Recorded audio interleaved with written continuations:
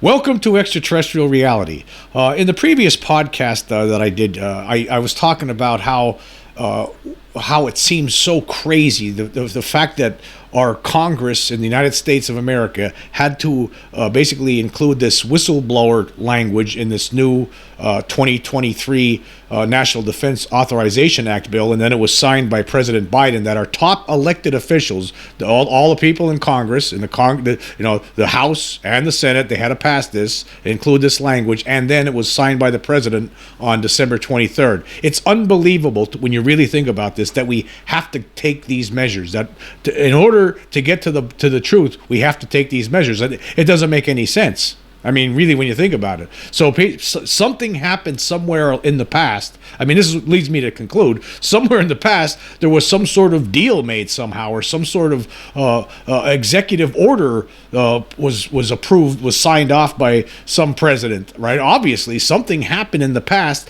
that has allowed this whole secrecy to continue for all these decades. And our elected officials of today, in the present, are unable to do anything about it, because people somewhere in the past have set up this situation where all the secrets with regard to UFOs and extraterrestrials on Earth is kept secret. It's kept from the public.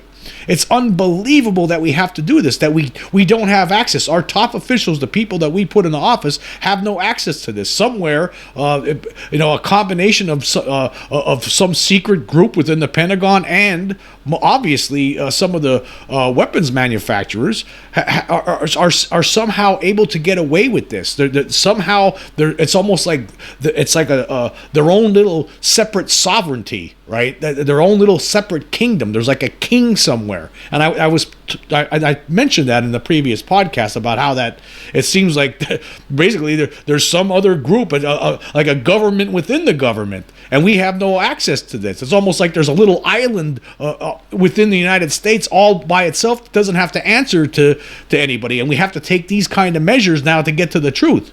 It's unbelievable when you really think about what's happening here.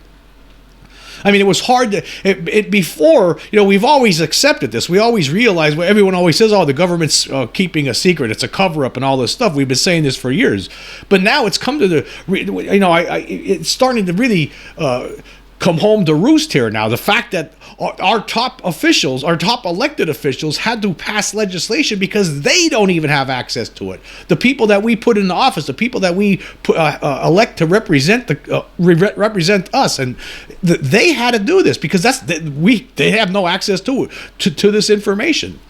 Because somebody they're on their own little island and their own little kingdom within the United States somewhere that are and we can't get to it.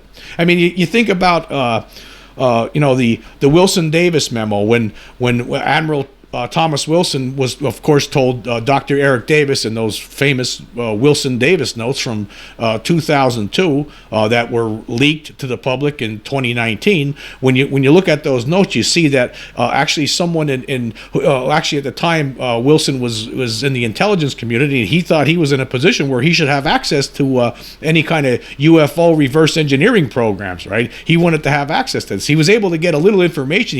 He was able to get confirmation that they do have extraterrestrial they did recover extraterrestrial craft. However, they wouldn't let him in on this program. They won't even let someone within the Pentagon who believed that he should have access to this. Who are these people? And then when he complained about it to somebody, one of his bosses, they told him, don't talk about this, or if you do, guess what? You'll lose your ranking, right? You could lose your pension and everything else. So he ended up getting threatened.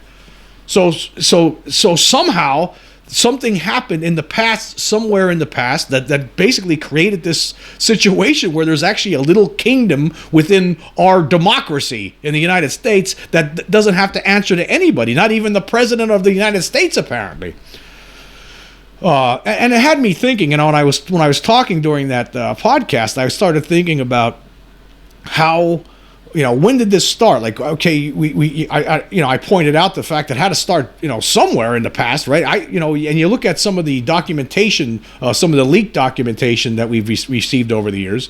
Now, of course, I'm going to talk about here is those Majestic 12 documents that were leaked in the 1980s. Now, I know some people, even people in the UFO community, there are some who have issues with it, with the documents. I actually have some issues with some of the Majestic 12 documents too, but not the early ones that were leaked, right? Not the original documents that were received by some UFO researchers in the early 80s and were later talked about by Stanton Friedman in his book Top Secret Magic, which I've read a number of times over the years, really, when you see where this happened, apparently it's sometime in September of 1947. That's apparently when it happened, right? There was a letter here from Harry Truman to the then Secretary of Defense Forrestal, right? And this is what it says. This is the letter from September. It was a letter from September 24th, 1947. It says here, as per our recent conversation on this matter, you are hereby authorized to proceed with all due speed and caution upon your undertaking. Hereafter, this matter shall be referred to only as Operation Majestic 12. And then he goes on, he says, it continues to be my feeling that any future considerations relative to the ultimate disposition of this matter should rest solely with the office of the President, following appropriate discussions with yourself, Dr. Bush, and the Director of Central Intelligence. Now, let's just stop here for a second. So, basically, Harry Truman, back in 1947, signed this executive order to create this Operation Majestic 12. And you have to think about it. Nobody ever really talks about why is it called Majestic 12. Okay. Now, in fact, I never really think about it. It's just you think it's you just think of the word Majesty, and it's usually something really greatness, splendor, something like that. But of course, it also refers to someone who's a king, like His Majesty. So basically, when you look at the definition here, this is from Merriam-Webster's dictionary online.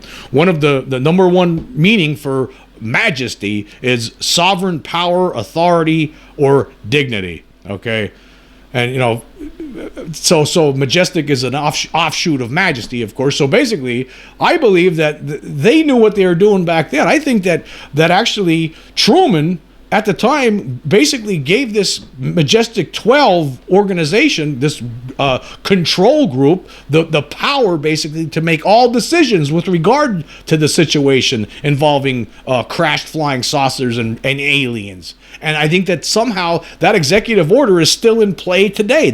I think that's what it must be, right? How else could this be going on? How else could people within the Congress and even apparently it seems presidents of the United States have no access to this? That's because I think that somehow in this executive order, and maybe there were other orders that came beyond after this one, right? Maybe something else was signed by Truman later on. Maybe something else was signed by Eisenhower or somebody, right? There were other executive orders probably that came beyond after this, but to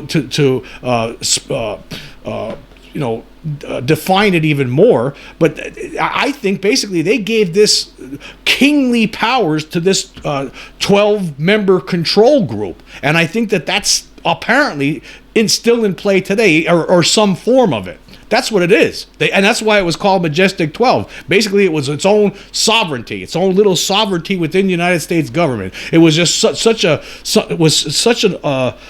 issue, such a problem for them at the time in the 40s and 50s, right? That they decided, well, this is something that one person, like a president, can't control. It has to be a certain group of people that are put on this, people from scientists and high Pentagon officials that are named to this Majestic 12 board, right? They're the ones who make any kind of decisions with regard to UFOs, to whether it needs to be disclosed or whatever, or who knows, who gets to know about what with regard to the whole problem.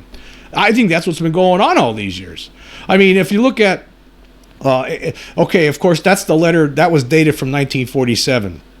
And also there was the Eisenhower briefing document from 1952, okay, when President-elect Dwight Eisenhower was just about to come into office. Apparently there was a briefing, according to these Majestic 12 documents, that that he was given. It was a preliminary briefing. He wasn't told everything basically at that point. There was more information to follow, but presidents, I think, at first were being briefed on this and giving a full overview of the situation. Whether they still are today, I don't know. It doesn't, unless these presidents today are lying. But people like Clinton and that seems they've said that they don't have this information. They never were.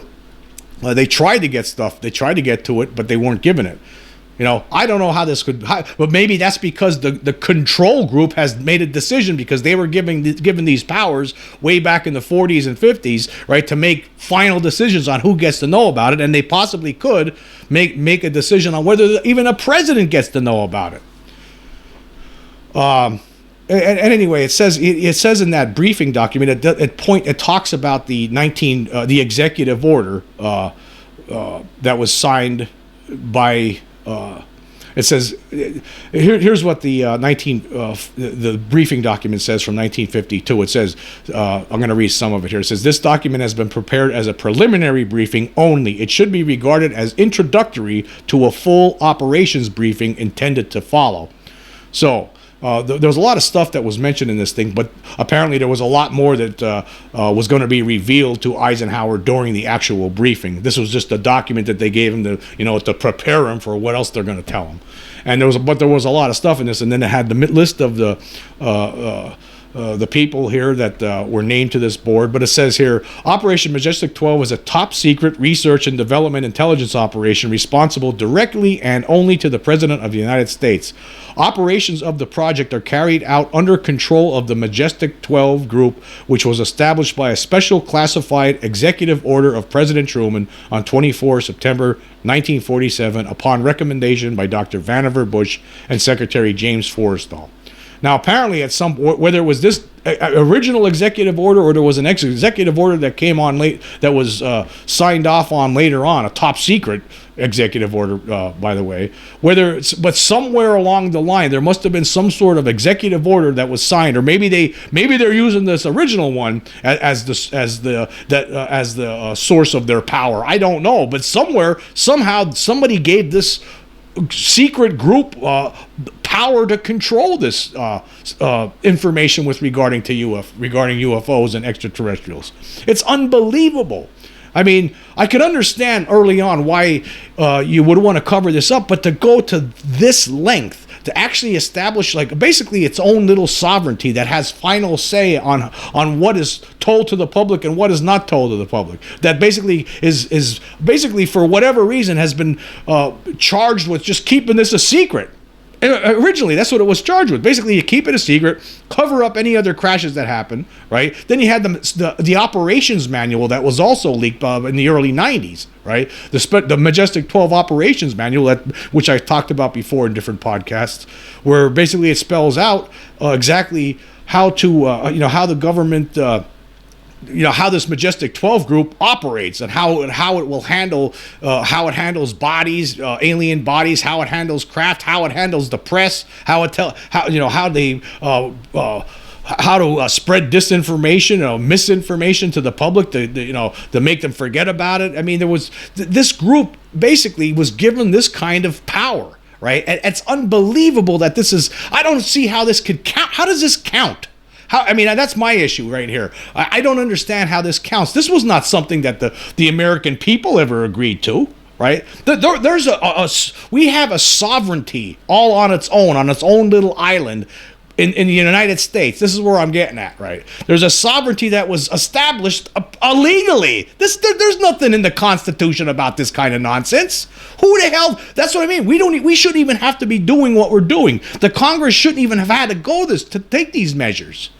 Right, this is beyond absurd when you really think about it. That there's some group out there, basically, it's controlled by the military-industrial complex.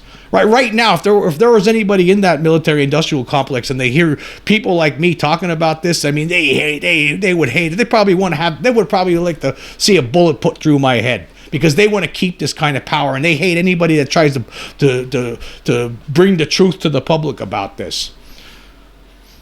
This is terrible. What we're going through right now with this is just terrible. The fact that we have to jump through all these hoops, right, to get to this, because there's some little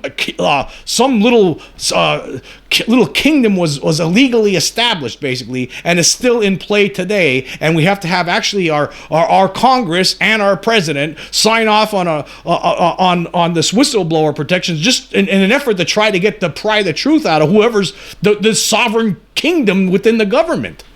I mean, it's absolutely insane, and it just has me so angry the more I think about it. The more, let me just say this. I am glad that they did pass this bill, that there is this whistleblower protection, and we're going to have people step forward. But to think that there is this, little organization all within its own that doesn't have to answer to anybody and makes all the decisions with regard to this issue, with the UFO problem, with the extraterrestrial presence, that is absolutely absurd that this is happening. Or that it's happened, and then it's been maintained for all this time. It's absolutely insane. And so I just think to me, this was something that needed to be pointed out. It needs to be pointed out that basically there's an attempt. It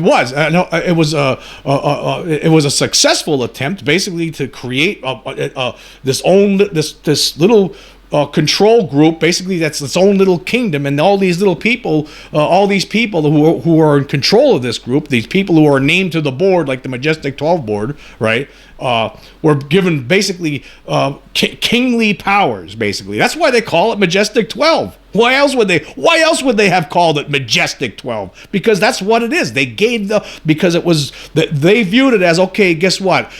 This is going to have to be something that's not controlled by that's not going to be anywhere near our democracy. It's not going to be controlled by any lever of democracy, by any politician or anything like that. This has to be something that's controlled by this little kingdom of people that is named to the board by a president initially, and who knows who gets brought into this now? Who names the members of this control group now? Like, I don't think it is a president. I don't think there is a president right now, or in recent decades, that has named new members to replace other members who retire or die. Like, who's making those decisions? This group is making its own decisions, obviously. If it wasn't making its own decisions, we wouldn't have to be doing this. We wouldn't have to be passing legislation with whistleblower protection in it. We wouldn't have to be doing things like that. And I guess there's another concern here, is that, I've heard this mentioned. I heard this mentioned on one of the Richard Dolan podcasts that I listened to, where he had a guest on, who was an anonymous guest, by the way. Didn't give his name. I think he was going by the name Mr. X, and I can't remember when this podcast was from. But this is a concern too, is that now as these things are getting passed, as these now that this law is getting passed, and even approaching when this legislation, when it was discussed and it looked like it was going to get passed, it's very possible that this control group could be destroying everything. Could you imagine? Now, I really hope that this is not the case. But there's a possibility that all the records, all the film, all the video, all the documents, everything, any kind of evidence that shows document whatever they've been collecting over the years, right? Any kind of stuff that this secret control group has collected over the decades, right? This stuff could be destroyed already, or maybe a lot of it is destroyed, or maybe they're planning to destroy it. I hope that that's not the case. I mean, it would be absolutely horrible to lose the historical, the evidence, or for instance, like all the documentation, film, pictures, and whatever they have from, like, say, the Roswell incident of 1947. Could you imagine all that history getting thrown in some furnace somewhere, right? That's a terrible thought, but I guess it's a possibility. This group does not want this secret out. If they did want the secret out, right, we wouldn't have to be doing this. I mean, absolutely, this is insane. We would not have to be doing if this group who was ever controlling this information wanted this stuff out into the public, right? They would already put it out in the public, right? But now it's unbelievable that we've had to take these measures. Our Congress had to take the measure of including whistleblower language into the new Defense Authorization Act bill, right? Just so people who have been privy to some of this stuff will step forward and tell the Congress what they know. But again, I want to know, who the hell are these people? I mean, that's the big question I have right now. Why do we have to do this? We shouldn't have to do this. There shouldn't be this kind of, no little group within our government should have this kind of authority. You know, when it comes, when it comes to like national defense issues, right? When it comes to like developing secret weapons, you know, or secret programs to fight our enemies, right? That I understand that. That's why that stuff should be kept secret. That's exactly true, right? But you know, and any kind of reverse engineering with any of these recovered craft, right? Okay, yes. Guess what? That should be. That needs to be secret too. I mean, I don't want to know about that. All I want to know is we need the confirmation. The public needs the confirmation that there's an extraterrestrial presence here, right? That's what needs that part we need to know. We need to know, what are how many beings do you know are here? Right, we want all answers to all these questions. We want to know all the details about Roswell, the stuff that we don't have. We want to see the film, the pictures, things like that, where people are interested in history like this. I mean, just like a lot of people sit around on Sunday afternoons watching World War II documentaries because it's interesting and they like to learn stuff, right? There's other people out there too. We want to learn about what the history is with this alien presence on Earth. What do you know? We want all of that stuff. Everybody, the human race has a right to know the true history of what's going on, especially with this alien presence here on Earth. It's the biggest story of all time, and it's being covered up again by this illegal kingdom within the United States government. It's absolutely absurd that this even exists, and I can't imagine whoever established this. It had to be illegal. I can't see how this could be considered legal at this point. We shouldn't have to wait for whistleblowers to step up to the plate, right? Now, I just read a tweet today from Robert Salas. He was a guy who was at that Malmstrom Air Force base or nuclear missile silo back in Malmstrom back in 1967, where a UFO showed up and was hovering over the base and basically shut down all the nuclear missiles, right? He was asked now to talk to Congress. And it's funny that this happened because I was just talking about this too. It's like, yeah, that's great, that he'll but again, he's not going to have absolute proof in his hands that's going to prove to the world that, yeah, there's an extraterrestrial presence here. I mean, as far as I'm concerned, his story is true, right? And he said that he does have some documents that he could prove it with, but hey, again, we need the actual stuff. We need to have the craft and the bodies, something that's really concrete that ends the whole debate, that sends the debunkers home crying like babies. So, I mean, yes, I'd like to hear what Robert Salas has to say. That's going to be nice, but whether we get to hear it or not, I mean, it could be in a secret, a closed meeting, I'm sure, and then maybe the Congress will decide to share segments of it with the public. Who knows how that's going to work? And that's all well and good, but we need the hard proof, the hard evidence, right? And that's good and everything, but again, we shouldn't even have to be at this point. We shouldn't have to be doing these kind of things. This group should have came out, started figuring out, we got to tell them the truth about this already. Instead of playing this game, this obvious game of, they're basically trying to reel it back in now. I mean, it seemed like there was an effort. There was most certainly a group within the Pentagon that wanted to get this information out, and it seems like there's a bigger group that wants to reel it back in again now. As we've seen in the past year here, it seems like there's most certainly an effort to try to, put this back in the closet and forget about it for another 50 years. That's what it seems like to me, because they want this power. Whoever this group is, they love their power. They love the importance. They feel so important with it. You know what I say to that, man? F you.